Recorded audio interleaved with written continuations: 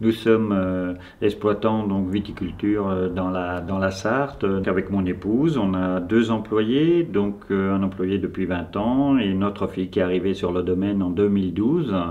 Donc on fait le vin, la vigne et on le vend. Donc on fait 3 métiers en un, une exploitation de 17 hectares et on le vend en majorité tout en bouteille.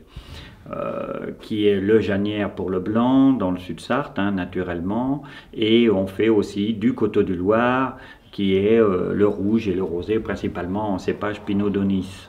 On a choisi au niveau commercial d'ouvrir tous les jours, principalement à l'exploitation, pour recevoir les gens, le tourisme, pour tous nos marchés. On fait majoritairement, quand le temps est avec nous, 100 000 bouteilles par an.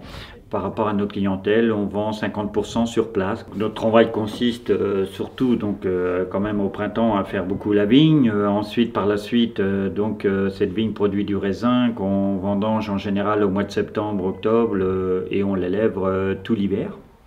Et qui permet après de l'élaborer et de le boucher au mois de mai, on commence.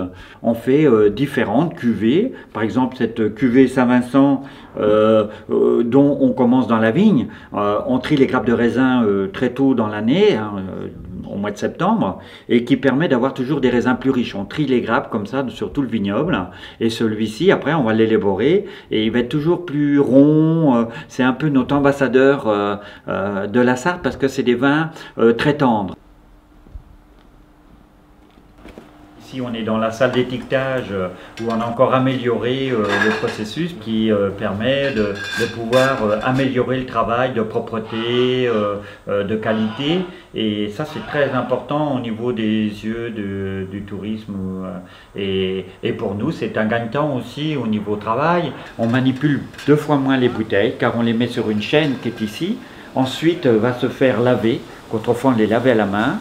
Et par la suite, il y a une soufflerie d'air chaud qui va sécher la bouteille. Et là, on gagne beaucoup de temps parce qu'elle va être propre et elle va être étincelante, comme on dit chez nous. Et ensuite, passe au capsulage. Là, elle se capsule toute seule et donc passe à l'étiquetage. On n'a pas besoin d'y toucher. On a une rentabilité qui se fait, on peut en étiqueter toute la journée sans arrêter.